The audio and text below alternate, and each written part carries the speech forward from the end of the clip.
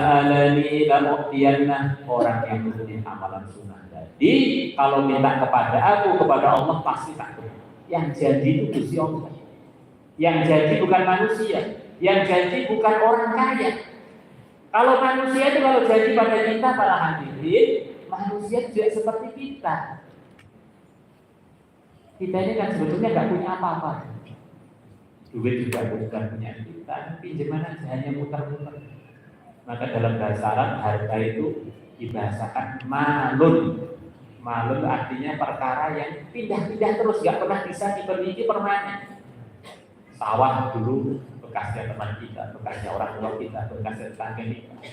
Duit sekarang di 100.000, sebentar lagi sebagiannya sudah di warung sana, sebagiannya sudah di tukang parkir, sebagiannya sudah di tukang sate, sebagiannya di tukang bakul pecel. Pindah terus gini.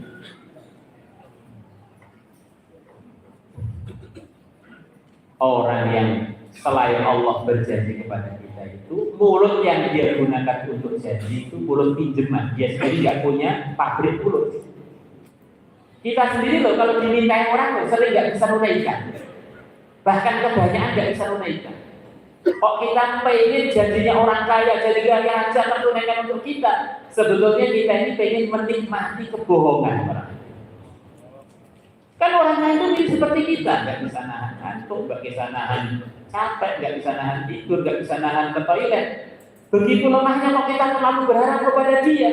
Orang yang menjadikan hidupnya terlalu berharap kepada makhluk, akhirnya hidupnya terlalu kecewa. Hidupnya diisi kecewa, karena dia telah menikmati kebohongan. Dia nggak mau jujur, orang lain yang hidup dengan kita, berharap kepada Allah. Usaha-usaha itu hati tetap berharap hati kepada Allah. Allah telah berjanji orang yang amal sunnah rutin akan diberi oleh Allah kalau dia minta. Dan Allah Maha tahu pemberiannya nanti di akhirat atau pemberiannya di dunia, dan pemberiannya berbentuk apa Allah Maha tahu dan Maha sayang pada kita. Ada beberapa pelajar di Al-Fatah sana.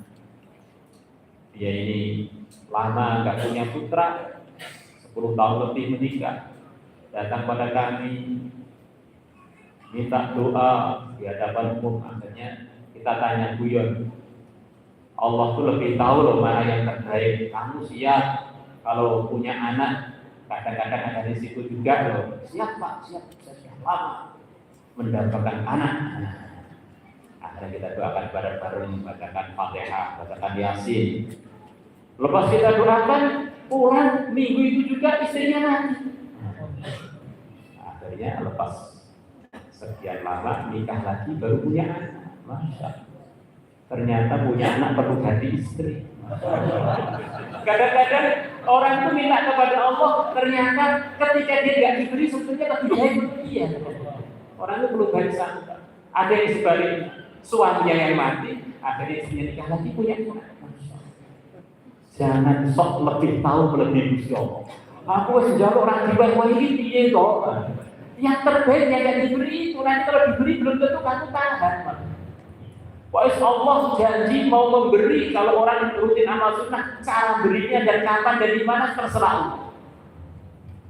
Wala in ista'adzani lawaidanah, orang yang rutin amal sunnah kalau dia minta perlindungan kepada saya pasti tak ini. Kesimpulannya hadirin wa hadirat yang kami muliakan, orang itu akan bisa baik akhiratnya baik dunianya kalau mengamalkan Islam dengan baik, dengan mengikuti sikapnya orang-orang Madinah, bergembira dengan kelahiran Nabi dan usaha 24 jam untuk selalu menggerakkan Nabi.